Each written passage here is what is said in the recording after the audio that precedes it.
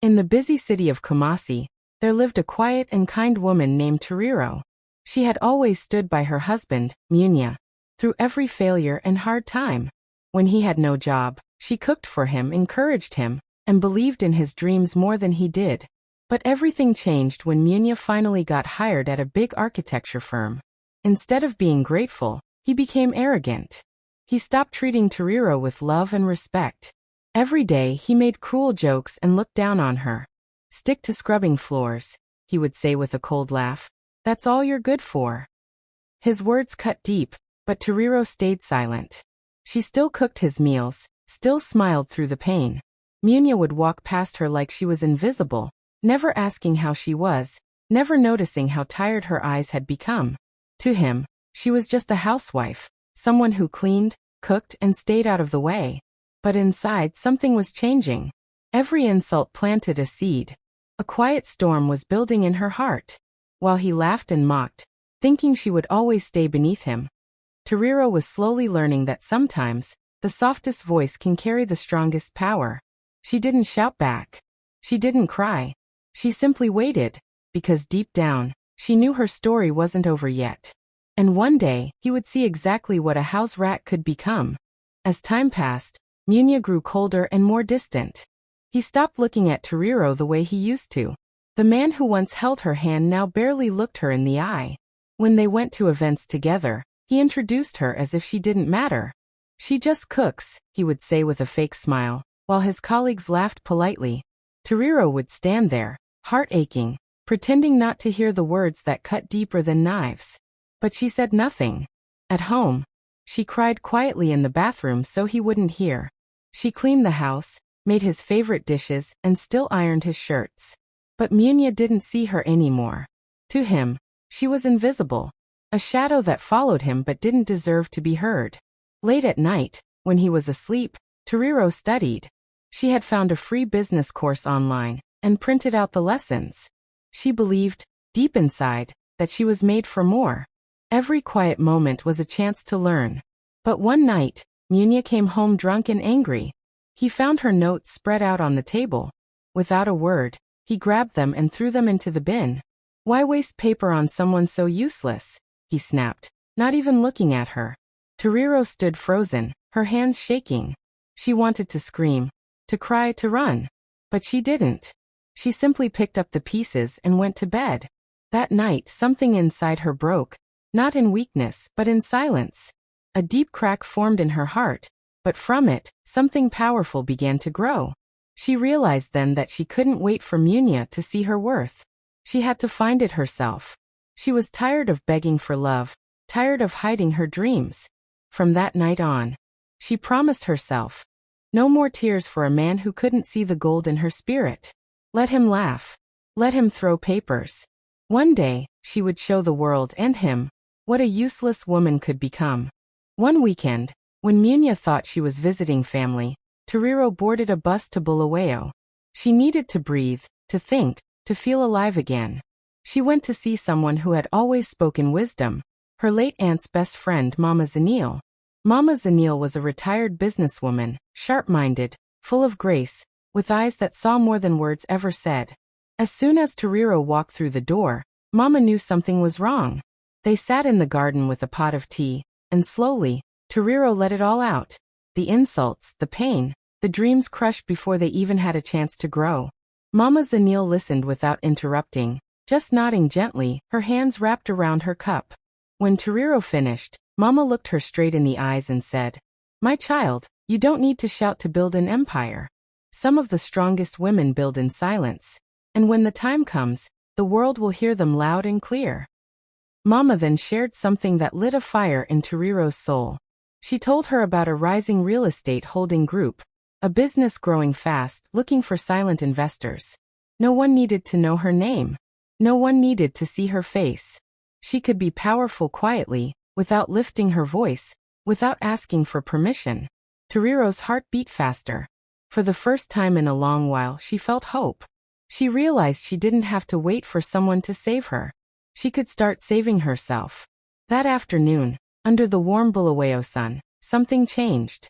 It was just a spark, small, soft, but powerful. She hugged Mama Zanil tightly before leaving and whispered, "Thank you."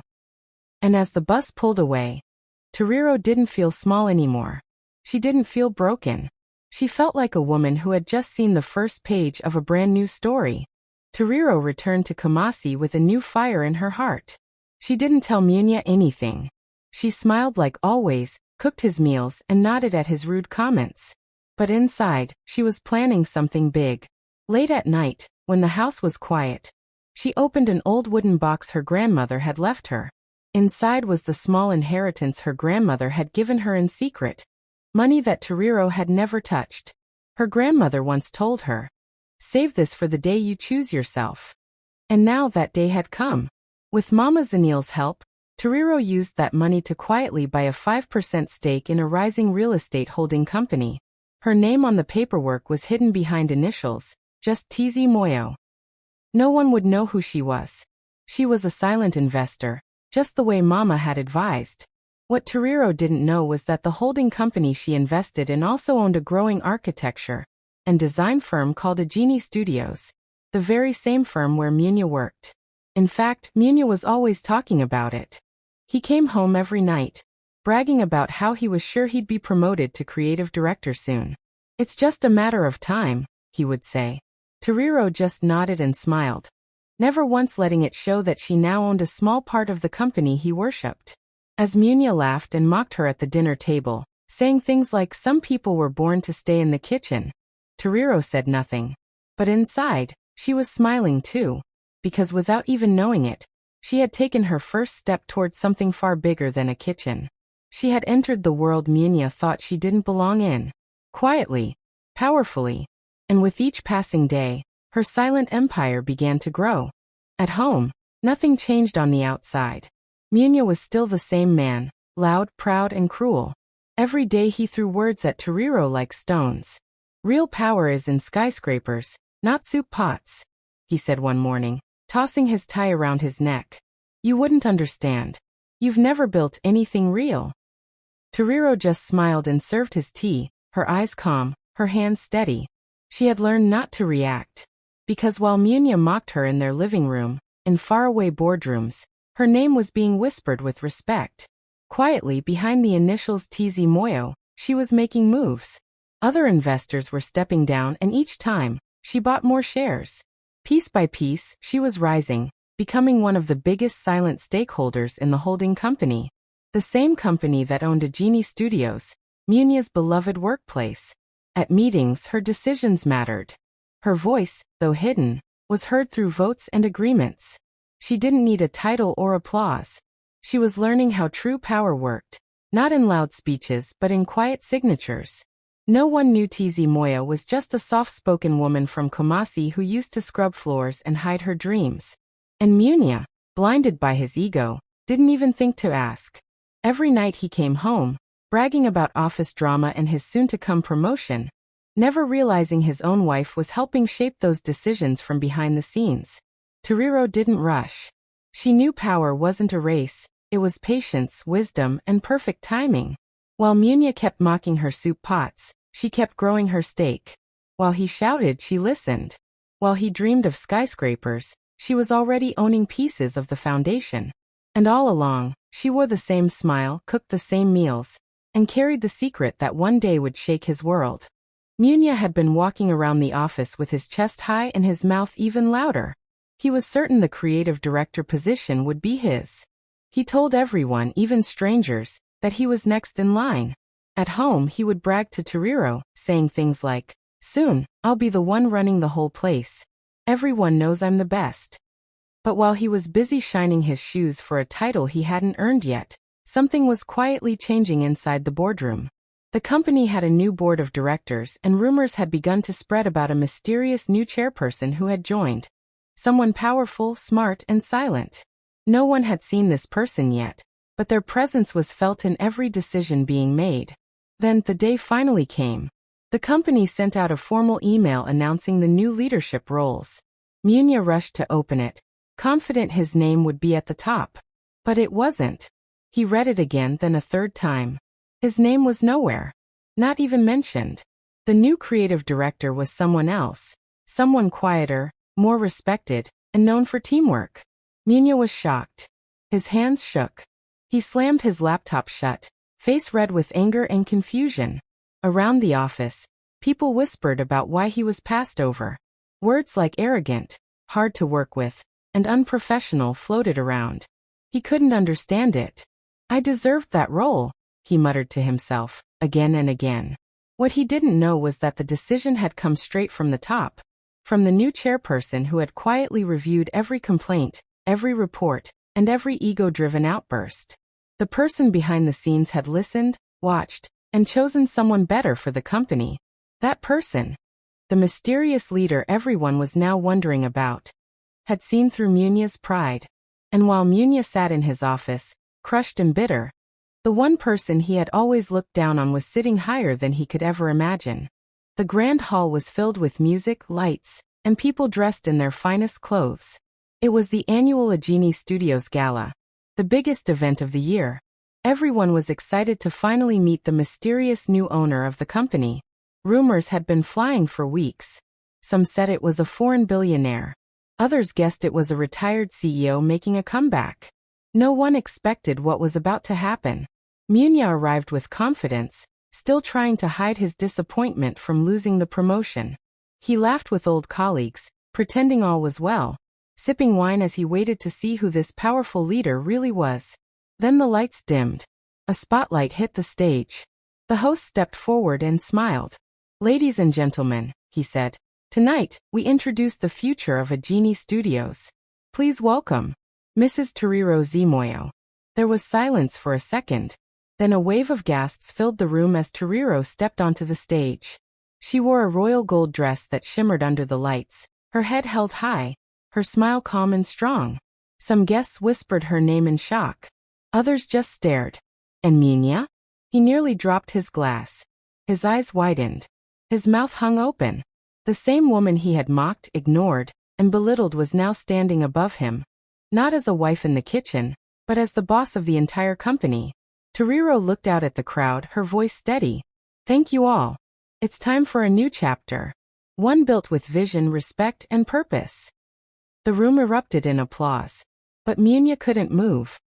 He felt like the floor had disappeared beneath him. All those nights he called her useless. All those times he laughed at her. And now, she was the one leading everything he had dreamed of.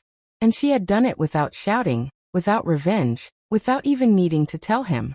She simply rose. Quietly. Powerfully. Munya couldn't believe what he had just seen. His legs moved before his brain did. He stormed out of the gala hall, his face burning with shame and anger. "This must be a joke," he shouted, shoving past people, his voice loud and broken. "She's my wife. She cooks dinner. How can she own a genie?" Just as he reached the exit, someone from HR calmly followed him. "Mr. Munya," she said politely but firmly, "from tomorrow, you will report directly to Mrs. Moyo." Munya froze. He didn't even know what to say. The woman he had laughed at for being just a housewife was now his boss. It didn't make sense to him. He had always seen her as someone behind him, never ahead. That night, he went home before her, pacing the living room like a man lost in a storm. When Tariro walked through the door, calm and glowing, Munya rushed to her like a child caught in trouble. "Tariro," he began, "please? I didn't know. I didn't mean any of it. I was under pressure. I didn't think you were serious about anything." His voice shook, but not from love, from fear. He had finally realized the weight of everything he had thrown away. Tariro looked at him with quiet strength, not anger. She set down her purse, removed her earrings slowly, and replied with only one sentence. "Useless women don't own companies." She didn't scream. She didn't cry. She just walked past him with her head high, her heels clicking against the floor like the final beat of a drum. Munya stood there, feeling smaller than ever. For years he had tried to make her feel like nothing. And now, without raising her voice, she had become everything. She didn't need revenge. Her success had already spoken. After the gala, everything changed, but not just for Tariro. The whole company felt her quiet power. She didn't walk around shouting orders or demanding attention. She simply got to work. The first thing she did was restructure Agini Studios from top to bottom. She reviewed every department, removed the toxic managers, and made space for fresh voices. She paid close attention to young, talented female architects, the ones who were often ignored or talked over in meetings. She promoted them based on skill, not status. For the first time, women in the company felt seen, respected, and inspired. Tariro also launched something close to her heart, a mentorship program for young women in Harare. She remembered how lost she once felt, how small the world tried to make her. So she built a program that offered guidance, funding, and training for girls who dreamed of building more than just homes. They wanted to build legacies. Each month, she sat with them in small circles, listening to their stories, helping them plan their futures, telling them gently, "You are more than what they say." People outside the company started to notice. Magazines began featuring her. News outlets called her the quiet storm of African business. And one day, she stood on a glittering stage in Johannesburg, holding a glass award that read, "Most Influential Businesswoman in Southern Africa." The crowd clapped. Cameras flashed. But Tariro just smiled, calm and graceful as always. She didn't chase fame. She built impact. And now, the woman who was once mocked and forgotten was not only remembered, she was respected, feared, and deeply admired. Months passed and Munia's life looked nothing like it used to. His co-workers barely respected him, and whispers followed him in the office halls. Every time he walked past a boardroom, he remembered the moment his wife, Tariro, was introduced as the boss. He tried to act normal, but deep down shame ate at him like rust. He had mocked her, laughed at her dreams, thrown her books away. And now, she sat at the head of the company he once bragged about running. One morning, Munia couldn't take it anymore. He bought a bouquet of flowers, straightened his old suit, and walked into the office building. People stared, unsure what he was doing. But he marched straight to the lobby, hoping to speak with her. Tariro came down calmly, her presence as powerful as ever. She didn't look surprised to see him. She stopped in front of him, her face unreadable. Munia held out the flowers and tried to smile. "Tariro," he said softly, "please. I was wrong. I made mistakes. I see that now. Give me another chance, just one." There was a long silence. She looked at the flowers, then looked into his eyes. Her voice was gentle but firm as stone. "There's a janitor position open," she said. "It's honest work, if you're man enough to take it." Then she turned around and walked away without another word. Her heels echoed through the lobby, sharp, confident, and steady. Munia stood there frozen, the flowers trembling in his hands. She didn't need revenge. She didn't need to raise her voice. That one line cut deeper than any insult he had ever thrown at her. The woman he once called useless had risen so high, he could barely see her anymore. And now, all he could do was watch her walk away, stronger, wiser, and untouchable.